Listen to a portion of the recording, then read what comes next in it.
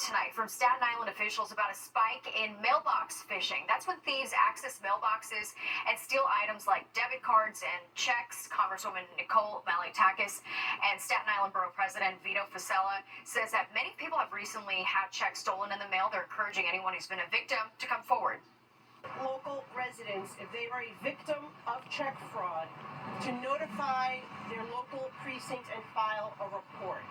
That's the way we're going to catch these perpetrators, by seeing the trends and where this is happening, how often it's happening, and if there's a commonality in these cases. Officials also recommend dropping off mail containing checks or other personal information directly at post offices. So this brings us to tonight's Instapoll question. Are you worried about mailing cash, checks, and gifts? Weigh in on fox5ny.com. Well, we all know that fare evasion is costing the MTA hundreds of millions of dollars a year, but tonight we have a shocking number for you. That's right. The transit agency estimating nearly half of bus riders do not pay the fare and end up riding for free. Fox 5's Richard Giacobas takes a closer look. Riders boarding the crosstown bus on the Upper West Side swiped their Metro cards or phones to pay the $2.90 fare tonight. But for Enos, who rides this bus back and forth every day, this is an out of the ordinary sight. I've even seen people board the front of the bus and just walk right by the driver, and what can he do? He's not going to start a fight with somebody, so...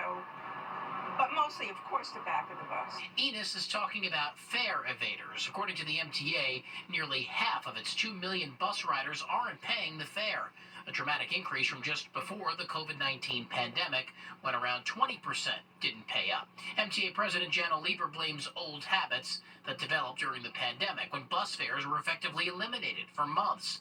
There was no more boarding through the bus's front door to protect drivers from the virus. But now Lieber says riders have to pay. I'm very comfortable saying we all have to share this burden, because the system needs to be there for all of us. It won't be fair to the people who are most dependent on transit if the system has to reduce service or... I think there's random checks by the police. John Jay, professor and retired NYPD detective Mike Alcazar, says the solution may be more police on the buses, like the MTA has done in the city's subway stations.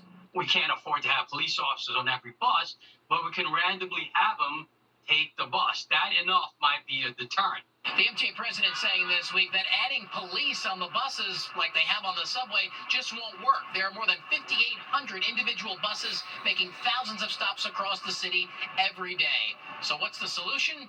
Lieber says the MTA is devising a strategy. He just hasn't said what it is yet. The whole city has become totally lawless.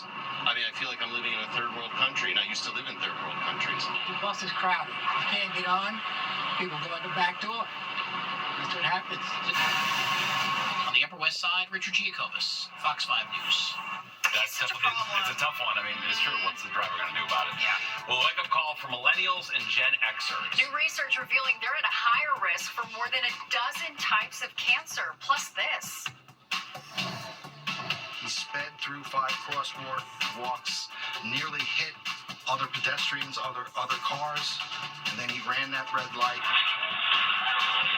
That video is just mind-blowing. The Suffolk County DA describing the moments leading up to when an accused drunk driver slammed into a nail salon, killing 4 people. What happened when the suspect went before a judge today.